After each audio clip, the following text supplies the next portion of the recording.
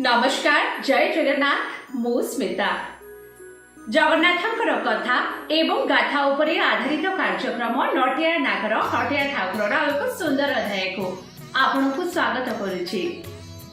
पुरी श्री जगन्नाथ मंदिर चूड़ारे शोभा पाउछि एक अष्टधातुर चक्र जार नाम नीलचक्र।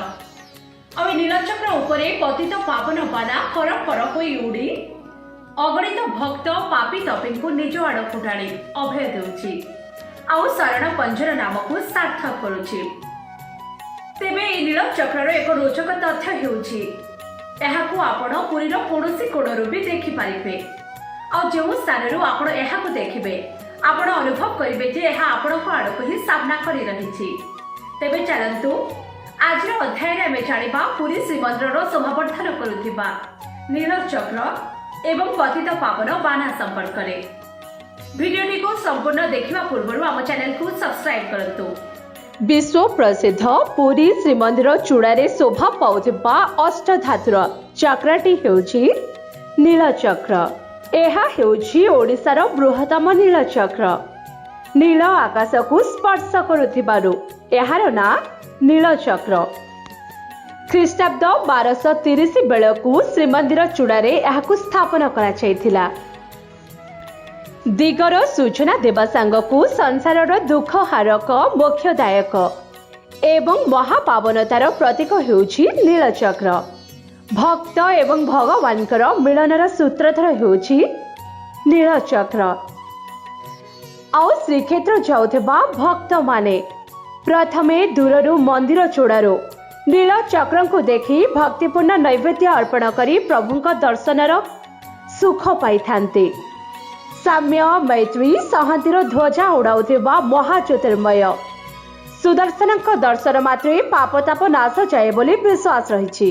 श्री नीलचक्रଙ୍କର अवस्थान भक्तजन मानसरे जेतिकी भक्ति भाद्रेक करे ताठारु अधिक तांकर सौंदर्य एवं महिमा आश्चर्यजनित सृष्टि करिथाए।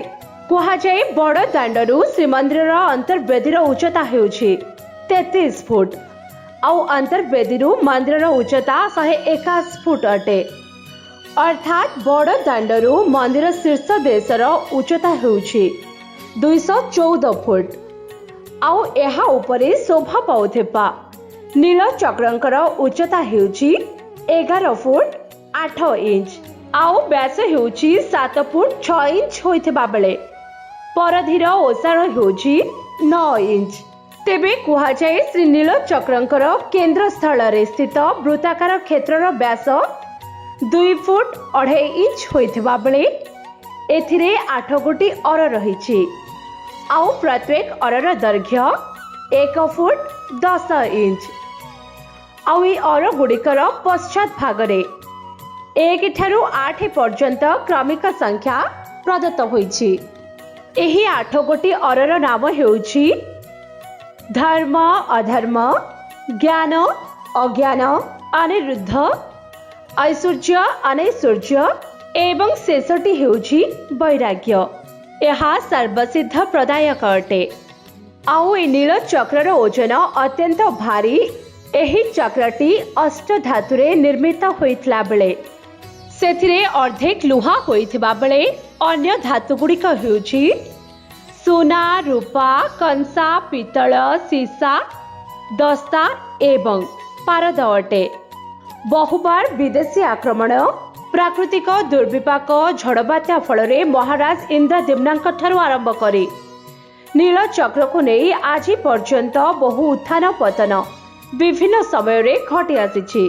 किंवदंती अनुसार झड़ तोफान रे श्रीक्षेत्रर अन्यतम तीर्थ चक्र तीर्थ रे नीलचक्र उड़ी आसी पड़िबारु ताहाकु चक्र तीर्थ कुहा जाउछि। विष्णु और चक्रंकर मधुर संपर्क एथरु स्पष्ट बारी हेउछि। दारु विग्रह मध्य एही चक्र तीर्थ निकट रे ही प्रथमे भासी आसी लागिथिला बोली प्रबाद रहिछि। कुहाଯାଏ 1570 बेलकू कला पहाड़ ओला श्रीजाए भांगी देइथिला आउ 1595 रे गजपति रामचंद्र देव पुनर्बार एहाकु स्थापन करिथिले। सेही बळी परवर्ती समय रे अर्थात 1694 अक्टोबर मास 6 तारिख रे प्रबल झड़ तोफान जोगु नीलचक्र उपुड़ी तले पड़िजिबारु 20 वर्ष पर अर्थात 1715 जानुआरी 26 तारिख गजपति दिव्यसिंह देव प्रथम पुनर्बार यह स्थापन करथिले। आउ 1920 मसीह गजपति मुकुंद देव तृतीय नीलचक्रर किछि मरामती करथिले। सेही भली परवर्ती समय रे अर्थात 2005 जानुआरी 17 तारिख रे जामशेदपुर धातु विशेषज्ञ माने नीलचक्र स्थित अनुध्यान करी एहाकु निरापद कहिसंती। पूर्वरु प्राय 100 किलोमीटर दूरतारु नीलचक्र दृश्यमान हेउथिला।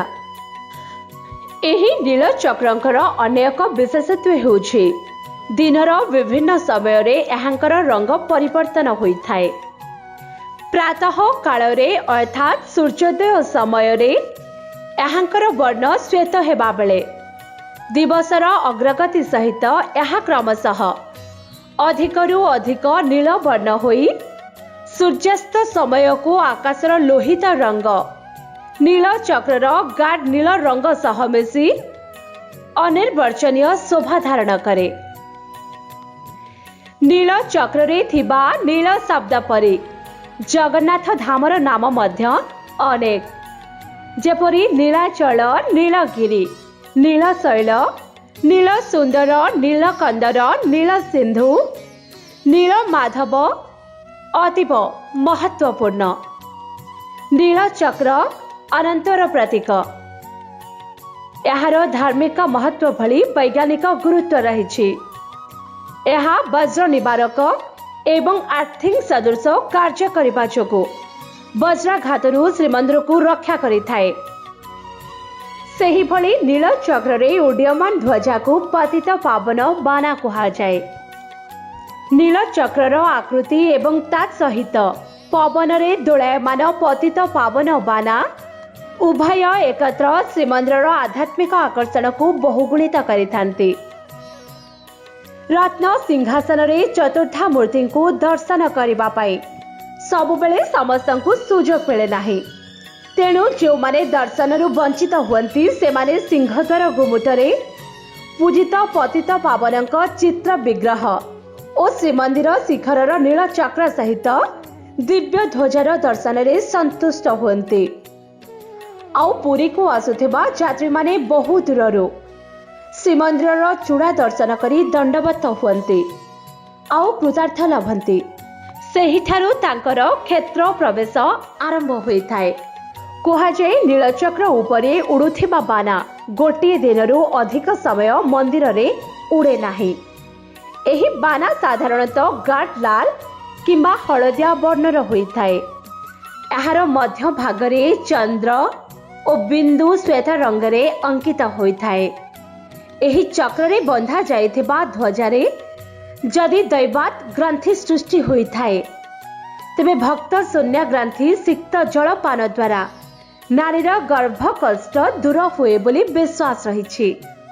आउ नीलचक्र रे ध्वजा नथिले श्री जगन्नाथंकु कोनोसी भोग अर्पण करा जाए नाही।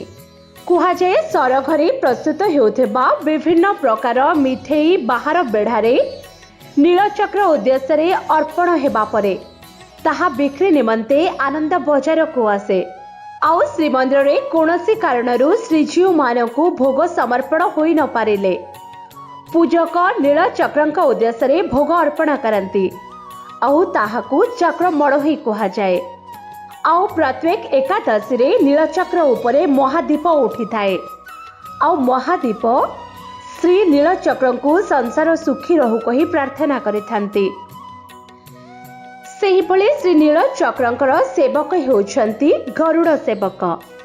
से माने बढ़ई जातीय शूद्र सेवक अटंती। सेमानकु चुनरा सेवक मध्य कहा जाय थाए। सेही सेवक माने ध्वजा बंधा व्यतीत अरुण स्तंभ ठारू गरुड़ स्तंभ रत्न सिंहासन श्रीमंदिर बेकिठारे थिबा कपि ध्वज हनुमान दधि नौती उपरे महादीप सेवा नीलचक्रंकर स्नान मार्जना सहित देव दीपावली एवं मकर संक्रांति समय रे श्रीमंदिर रे चूना और गेरु धौलैबा कार्य करिथांती। ସେହି ସେବକମାନଙ୍କର ଇଷ୍ଟଦେବ ହେଉଛନ୍ତି ବିନତା ନନ୍ଦନ ଗରୁଡ଼। ଗରୁଡ଼ଙ୍କୁ ସ୍ମରଣ କରି ନୀଳଚକ୍ରରେ ଧ୍ୱଜା ବାନ୍ଧିବା ଏବଂ ପୂଜାର୍ଚ୍ଚନା କରିବା ନିମିତ୍ତ ସେମାନେ ଶ୍ରୀମନ୍ଦିର ଗାତ୍ର ଉପରେ ଆରୋହଣର ଅଭ୍ୟାସ କରିଥାନ୍ତି। ଆଉ ସବୁଠାରୁ ବଡ଼ ବିସ୍ମୟକର କଥା ହେଉଛି ମନ୍ଦିର ଚୂଡ଼ାରେ ଧ୍ୱଜା ବାନ୍ଧି ସାରି ସେମାନେ ମନ୍ଦିରକୁ ପଛ କରି ତଳକୁ ଓହ୍ଲାନ୍ତି। ଏହିଭଳି ବଂଶାନୁକ୍ରମେ 8-10 ବର୍ଷର ବାଳ ସେବକମାନେ ମଧ୍ୟ ଆରୋହଣ ଓ ଅବତରଣ କରିବାକୁ ଅଭ୍ୟାସ କରିବା ସଙ୍ଗେ ସଙ୍ଗେ 7-8 ମିନିଟ୍ ମଧ୍ୟରେ ପତାକା ବାନ୍ଧିବା ପାଇଁ ସମର୍ଥ ହୋଇଥାନ୍ତି। କୁହାଯାଏ ଶ୍ରୀ ଜଗନ୍ନାଥଙ୍କର ଅଶେଷ କରୁଣା ଆଶୀଷ ଯୋଗୁଁ ଏହା ସମ୍ଭବ ହୋଇଥାଏ। ଆଉ ପ୍ରତ୍ୟେକ ଦିନ ଧ୍ୱଜା ଓଲାଗି ହୋଇ ସନ୍ଧ୍ୟା ସମୟରେ ନୀଳଚକ୍ରରେ ନୂତନ ଧ୍ୱଜା ଉଡ଼ାଯାଏ। ଏହା ଦେଖିବା ପାଇଁ ବହୁ ଶ୍ରଦ୍ଧାଳୁ ଭକ୍ତ ଶ୍ରୀମନ୍ଦିରରେ ଏକାଠି ହୋଇଥାନ୍ତି। ମନ୍ଦିର ମଧ୍ୟରେ ଜଗନ୍ନାଥଙ୍କୁ ଦର୍ଶନ ନ କରିପାରିଲେ ମନ୍ଦିର ଉପରେ ନୀଳଚକ୍ରଙ୍କୁ ଦର୍ଶନ କରି ଭକ୍ତ ତାର ଅଭିଳାଷ ମେଣ୍ଟାଇଥାଏ। आशा करुछि आजिर कार्यक्रमटी आपनको निश्चित भावरे भल लागिथिबो। पुणी आसीबी आउ एक नुआ अध्याय रे नुआ कहानी सहित। आम चैनल को लाइक शेयर एंड सब्सक्राइब करने को जमा भूलिबेनी।